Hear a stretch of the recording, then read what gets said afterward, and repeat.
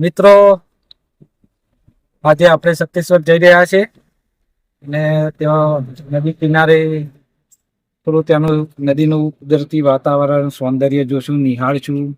સાબરમતી નદી ના કિનારે આપણે થોડું ત્યાં ચર્ચા કરશું, વિચારણા કરશું. નદી કેવી છે, હાલમાં પાણી કેટલું આવી રહ્યું છે, અને મિત્રો સાથે ફરવા જઈ રહ્યા છે. મારા લાલભાઈએ માછલીઓ માટે લોટની ગોટીઓ લેવાની છે, પણ આગળથી આપણે લઈ લેશું. જો દુકાન ખુલ્લી છે, અહીંયા હાલ દુકાન બંધ છે, એટલે લોટની ગોટીઓ માછલીઓ માટે એમનો ખોરાક કહેવાય. તો થોડો લોટની ગોટીઓ આગળની દુકાન ખુલ્લી હોય ત્યાંથી લઈ લે. પણ ભાઈ ઘઉં હવે થોડા થોડા ઉગી ગયા છો. સીઝન વાત સાચી છે, પણ ઠંડીનું બે દાડા ચમકાવે એટલે મજા રહેશે થોડી. તો ઠંડી પાછી ઘઉં માટે સારામાં સારી. પાછી એટલી ઠંડી વધારે પડે એટલે ઘઉં સારા થાય. તો બટાકાની ખેતી છે, અહીંયા બટાકા બહુ થાય છે. આ વખત બટાકા ખેડૂતો બહુ આવ્યા છે. તમે જોઈ શકો છો, બટાકા આવી રીતે ઉગે છે. ઉપર છોડ હોય અને જમીનની અંદર બટાકું ઉગે. મિત્રો જો ઘેટો આવ્યા છે. આ ઘેટો કેટલો સરસ છે. આ ઘેટો કહેવાય.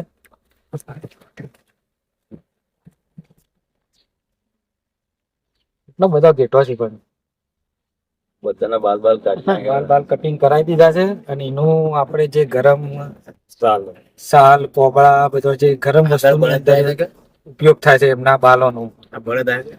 હા, કાકો બળદ લઈને જઈ રહ્યા છે. મને લાગે છે ખેતરમાંથી વોળ હાકીને હવે આયા લાગે છે. હનુમાન જવાના છે, કારણ કે આગળ ફુદેડા કને રસ્તો બંધ હતો. ફોન કરું પછી. રસ્તો ખતરનાક છે. કટ્ટી હનુમાન નો રસ્તો છે, નદીમાં થઈને છે એવું કેવું થાય છે.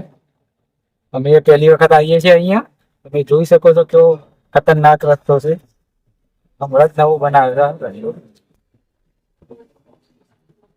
એટલું સરસ વ્યૂ આવે છે, તમે જોઈ શકો છો નદીના કોતરોનું.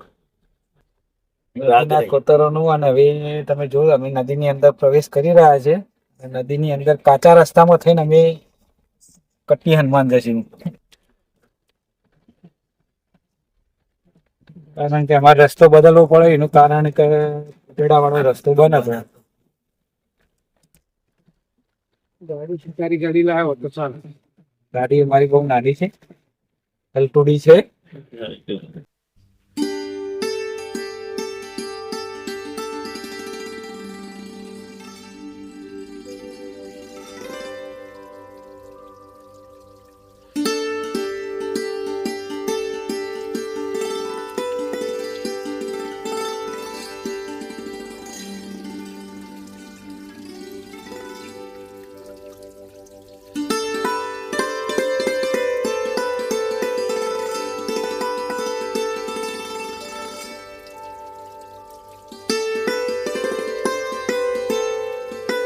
મિત્રો, સાબરમતી નદીના કિનારે આપણે પહોંચી ગયા છીએ.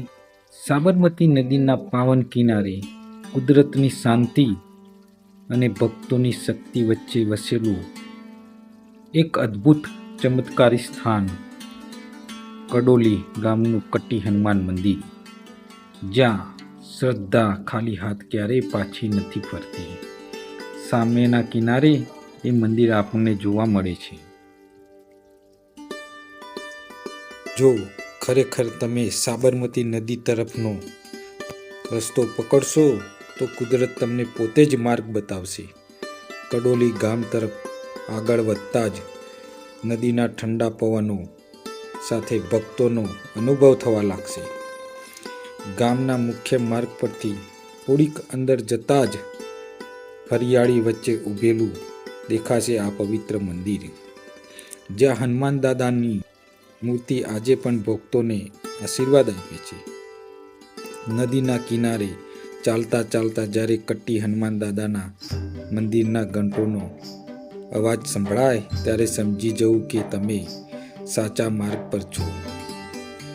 મિત્રો, જ્યારે પણ તમે આ કટ્ટી હનુમાન મંદિર તરફ આવો તો તમને એક અનોખો અનુભવ થશે. આવી ગયા છે પોટ તમે જોઈ શકો છો.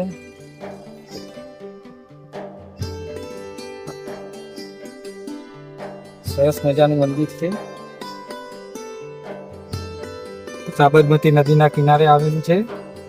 કપટી હનુમાન સ્થળારી.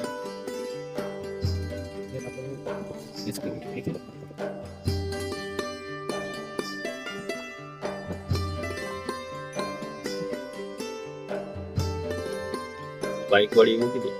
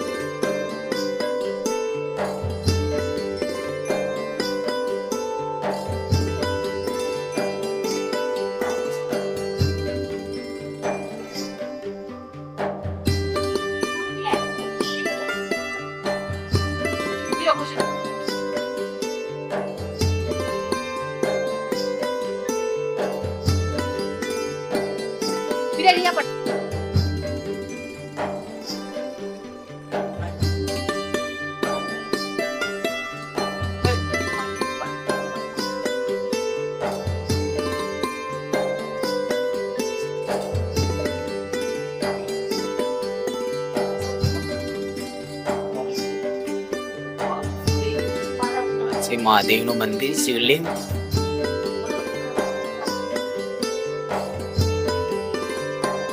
દસ જ્યોતિર્લિંગ.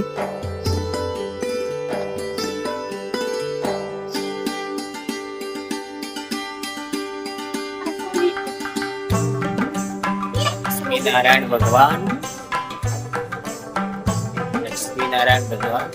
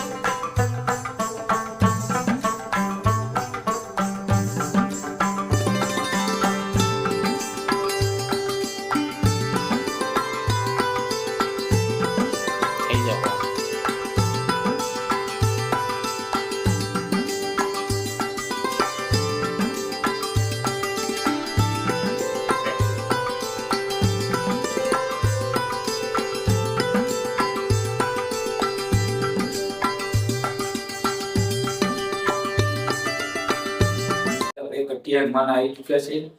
કટ્ટી હનુમાને મંદિર અહીંયા વર્ષો પહેલા એક માન્યતા છે, લોક માન્યતા મુજબ. તો અહીંયા એક ગોવાળ હતો અને ગોવાળ જ્યારે ગાયો ચારતો હતો ત્યારે અહીંયા ઘણી જંગલ ઝાડીઓ હતી. સાબરમતી નદીના કિનારે છે. ત્યારે એ ગોવાળ ગાયો ચારતો ત્યારે એક ગાય એમાં એવી હતી તે જે અમુક જગ્યાએ છે ને એ દૂધ આપોઆપ પેલું એ થઈ જતું હતું અને જાળી વીંટાળેલી હતી. પછી ગોવાળે રોજ જોયું કે આ ગાય કેમ આવું કરે છે. પછી જાળીની અંદર સ્વયં હનુમાનજીની મૂર્તિ પ્રગટ થયેલી છે. અહીંયા કોઈને સ્થાપિત કરેલી મૂર્તિ નથી. કટ્ટી હનુમાન અને સ્વયં પ્રગટ થયેલી મૂર્તિ છે. મંદિર સાદું છે પણ લોકો દૂર દૂરથી અહીંયા દર્શન કરવા આવે છે. પોતાની મન્નતો લોકોની પૂરી થાય છે. જે મોને એમની મન્નતો પૂરી થાય છે, જે આસ્થા પ્રમાણે એમનું કામ થાય છે. બરાબર.